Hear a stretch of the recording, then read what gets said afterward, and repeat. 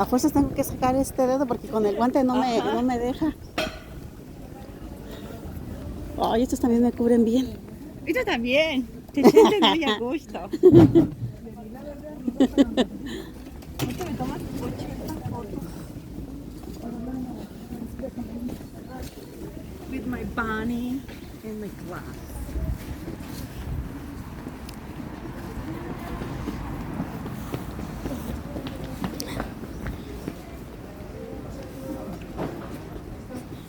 Fíjate que no siento frío, ¿eh?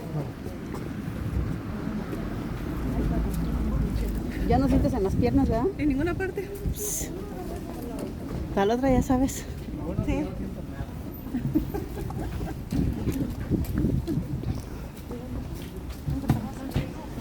Vente rápido.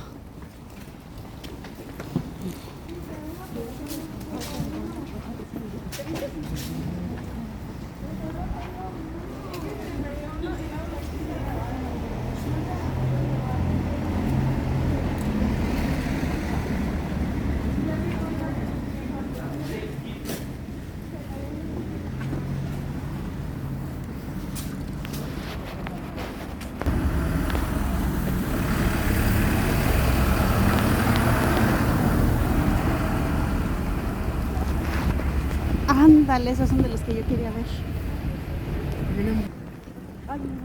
No sirve tu guante. Sí, Ay, sí, no se puede con el guante. Ahí va, Tienen. ¿Ah, sí? Sí tienen que. El castillo en ruinas más grande que hay, o sea, el castillo en ruinas más visitado que hay en Europa. Es queda toda la parte esta de aquí de la derecha, que vemos que está destruida, era la parte antigua, se fue destruida por un polvorín. Y luego, o sea, se ha mantenido la parte renacentista, que es el edificio que vemos justamente enfrente. Ese edificio se hizo en el siglo XVI, fue Carlos Teodoro quien mandó construirlo, y ahí actualmente hay un pequeño museo de la farmacia, aunque realmente nunca hubo una farmacia. Este es el castillo de los príncipes electores del Palatinado.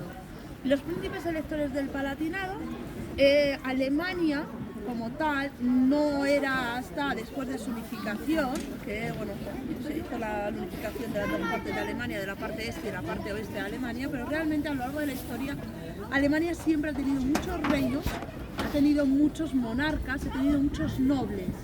Y dentro de esos nobles y de esas familias de los príncipes electores del Palatinado y del Imperio Romano Germánico, los príncipes electores del Palatinado tenían mucho poder político y eclesiástico.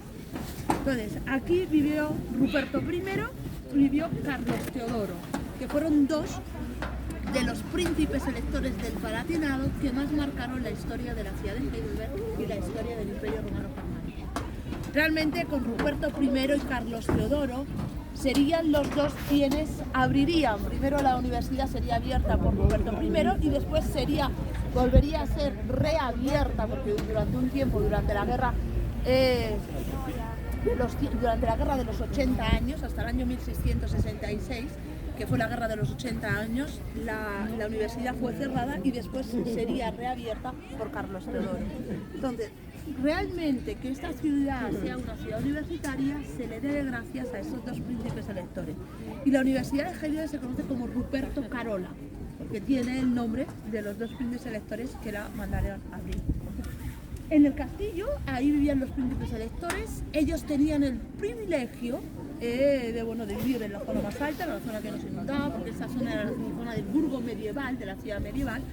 Y esta parte, al ser la zona baja, fue inundada en varias ocasiones. Tened en cuenta que a pesar de ver una ciudad que la mayor parte de la construcción que vemos es del siglo XVII, siglo XVI y siglo XVIII, la ciudad pertenece, o sea, tiene el burgo medieval con el urbano, las callecitas estrechas de la época medieval, pero con construcciones ya de piedra. Porque aquí hubo incendios, hubo explosiones de polvorín y hubo inundaciones. El río que hemos visto, ahora cuando bajemos hasta el puente, en el puente hay unas marcas que marcan las diferentes inundaciones que ha llegado a tener la ciudad.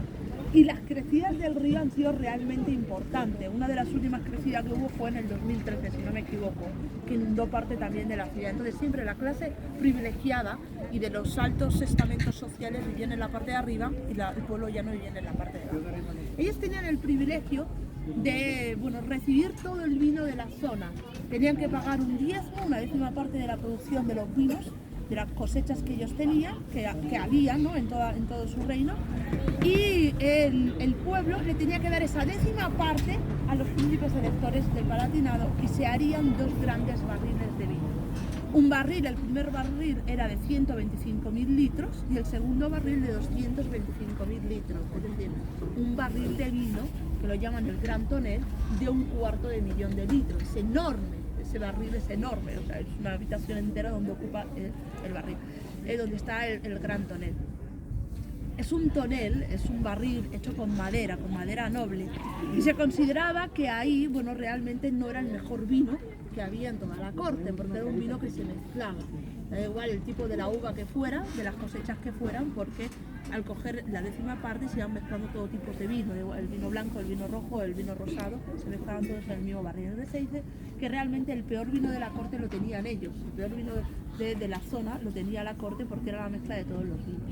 Y hay una leyenda que dice que, custodiando y cuidando ese barril de vino había un bufón italiano que se llamaba Percheo, y Percheo nunca bebía agua, siempre bebía vino. Entonces cada vez que le pedían en la corte vino, Percheo llevaba el vino del barril y siempre le decían: Percheo, ¿quieres una copita de vino? Y Percheo decía: ¿por qué no?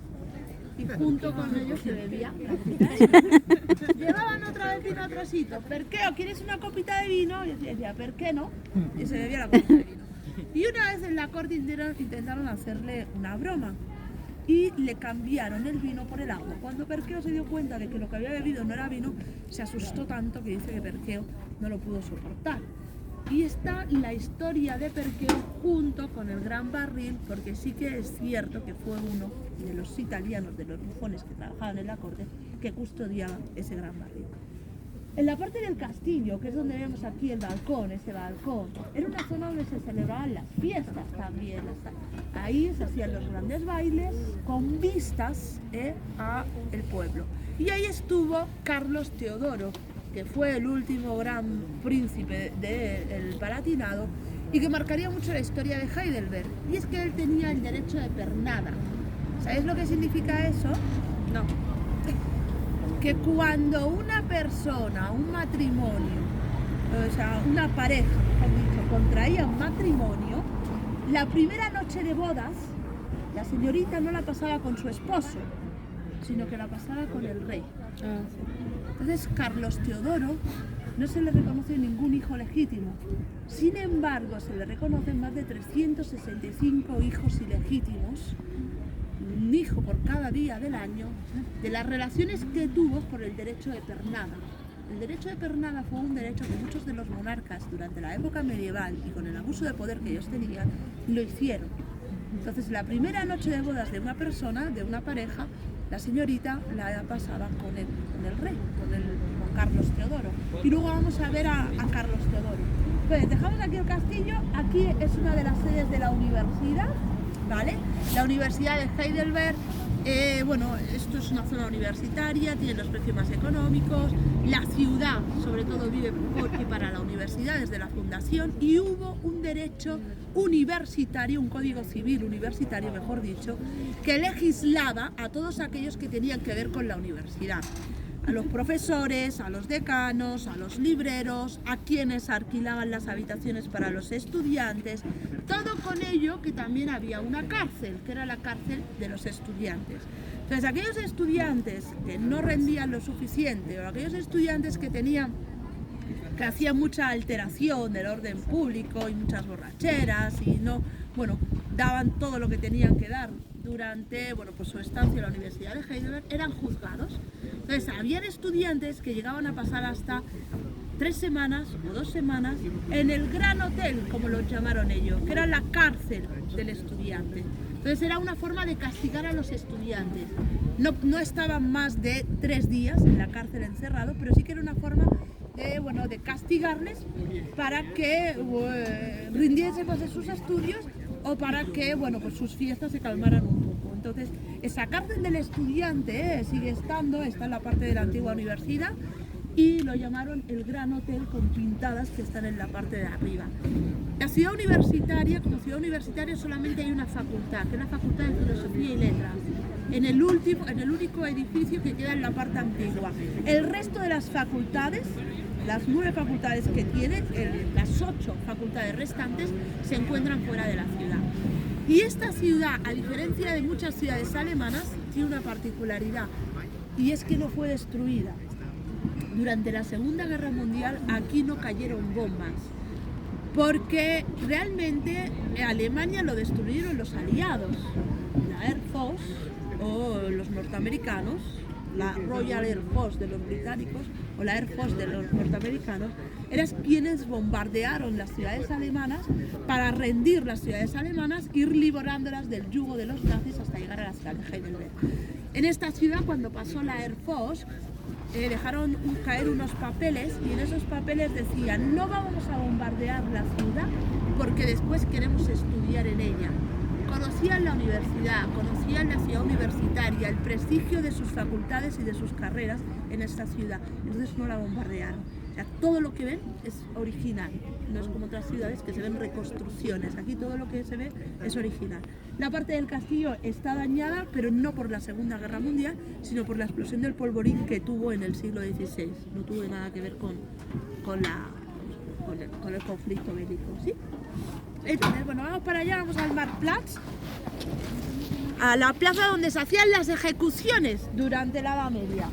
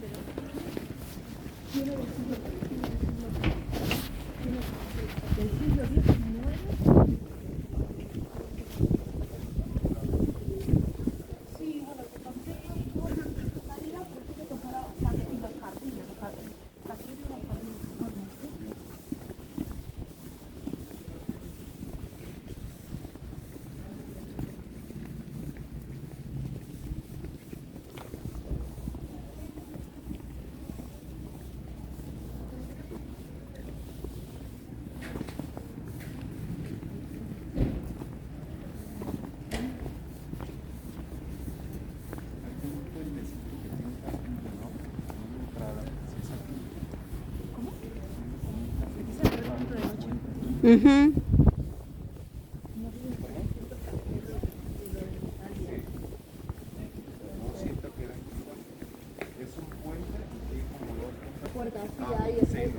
En el puente de piedra, sí. Era la entrada, la antigua entrada del siglo XVII.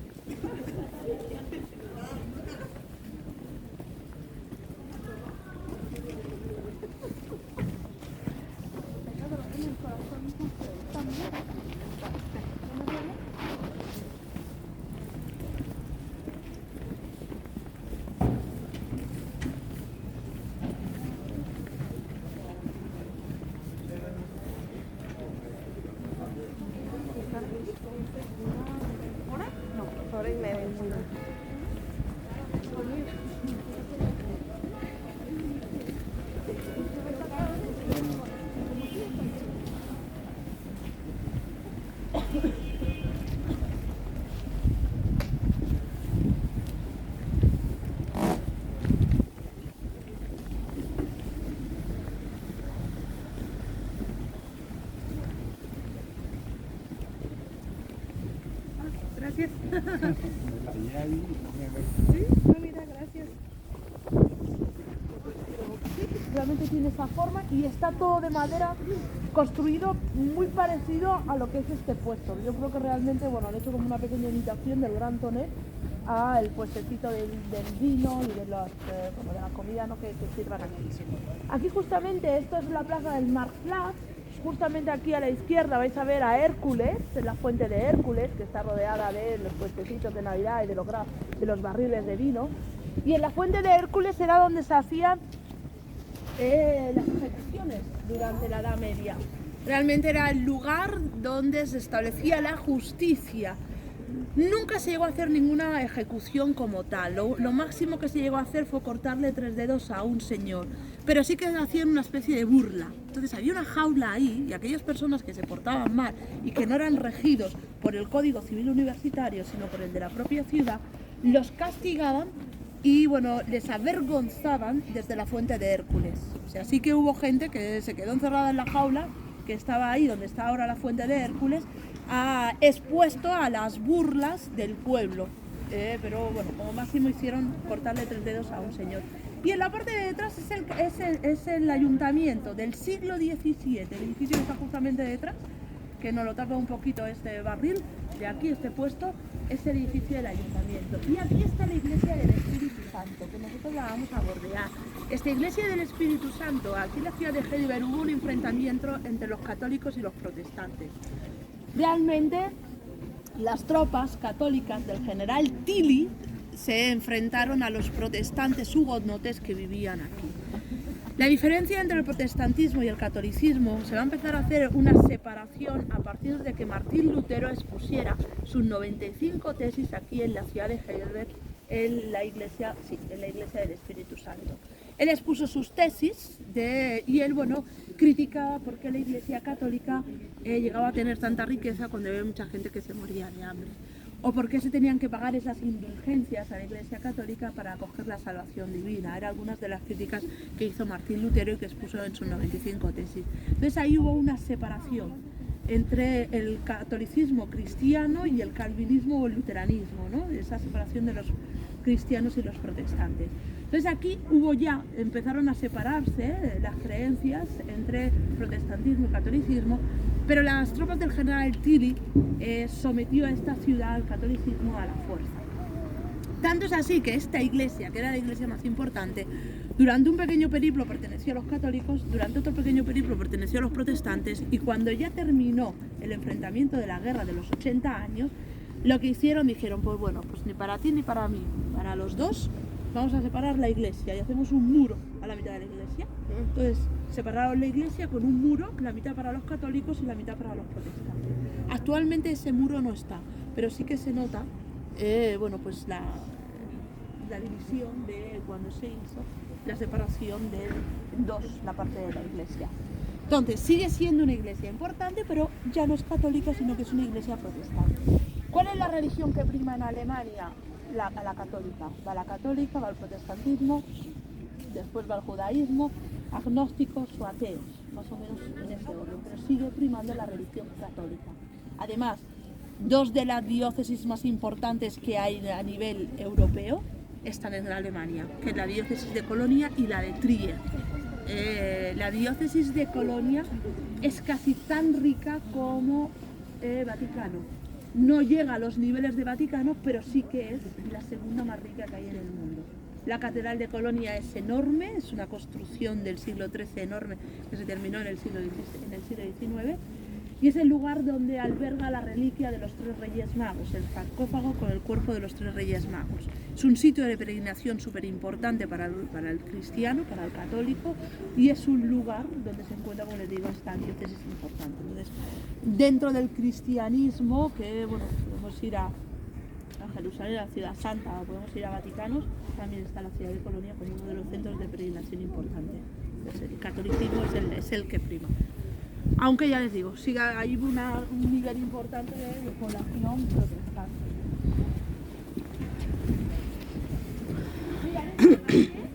Es la calle peatonal, se dice que es la calle peatonal más larga de Europa, no es así, pero bueno, sí que es una calle peatonal bastante larga y comercial. Entonces, en esta calle, un poquito más adelante, si está la tienda abierta, hay tienda, o sea, está la tienda esta de nieve, ¿vale?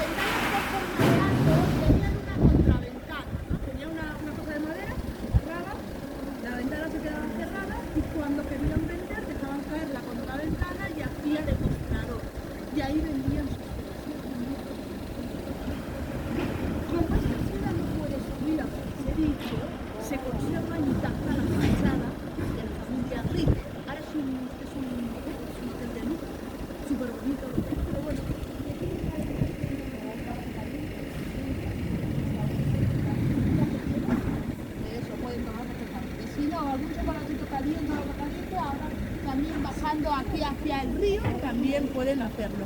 ¿Que quieren comprar algo? Mira, que quieren comprar algo de invierno, como les digo, en esta calle, un poquito más adelante está la tienda, ¿vale? Y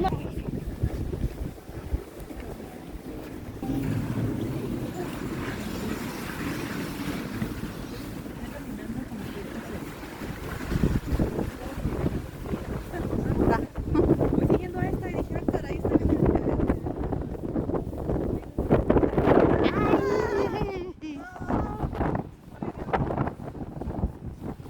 Pero no me da tanto frío, hoy sí me siento bien. ¿Cómo no? ¿Cómo no? Ujú. Eso es lo que me hace nada. No, si tú no eres friolenta, ¿para qué, Sí, verdad? ¿para qué? Si yo ni sufro de frío. Es que no pensé que esto fuera tan extremo. Yo pensé que iba a estar como la última vez que vine, pero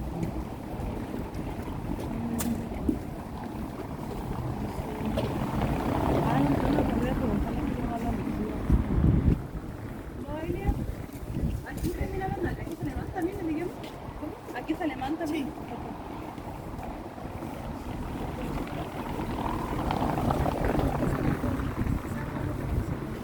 Uy, aquí me quedo. También aquí te quedas.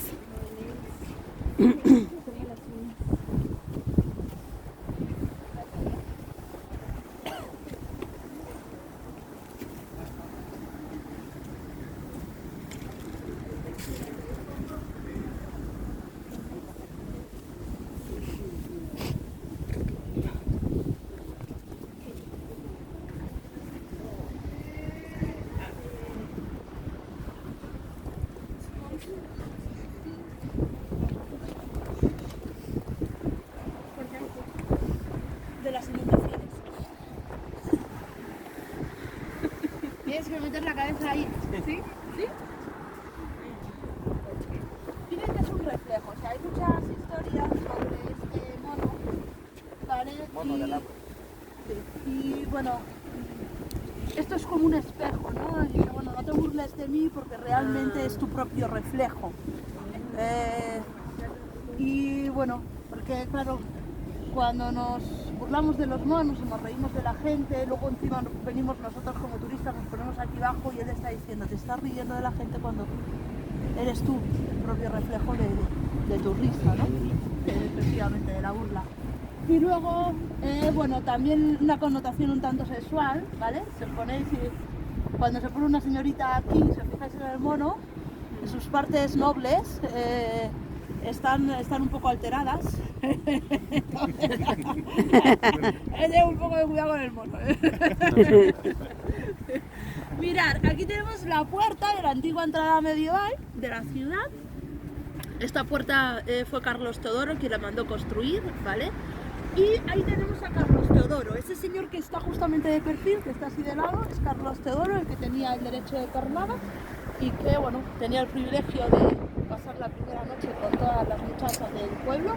Y justamente a los pies ves que hay unas señalizaciones con unas fechas.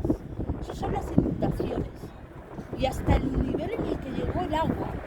O sea, sí, una ciudad realmente importante. Ya es la última que fueron 2,75 metros, o sea, mucho. Casas que eran de madera. Luego poco a poco se fueron haciendo la construcción en piedra, pero las inundaciones y el deshielo, o sea, destruiría gran parte, muchas veces, lo que era la parte del burgo medieval, que es toda esta zona, ¿vale? Entonces, una bonita foto que tenéis ahora es a mitad del puente. Entra en la puerta y ahí a mitad del puente tenéis una bonita foto porque se ve la ciudad de Heidelberg a vuestras espaldas y el castillo que está allí. Entonces es la foto típica, ¿vale? Si quieren tomar alguna cosita caliente o algo, pues aquí en estos parecitos de aquí o ahí el de la plaza, como quieran. Para ir al autobús, esta calle recta. ¿Sí?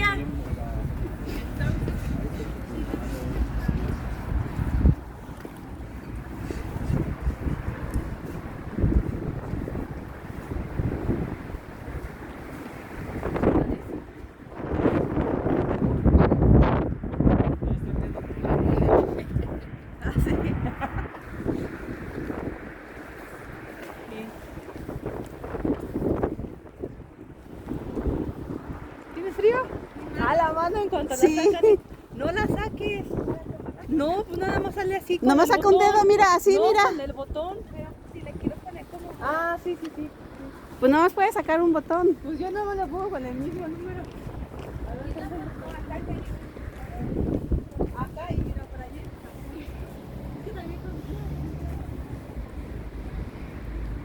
Heidelberg. Mira, allá se ve una torre. Allá en medio. Ay, sí, esto me encanta. Esto sí me gusta. Esto me gusta.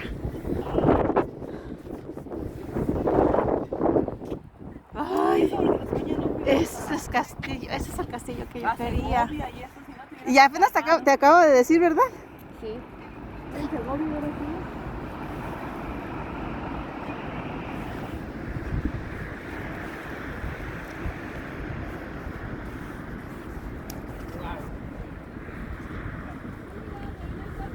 Hombre, mucho frío, mucho frío.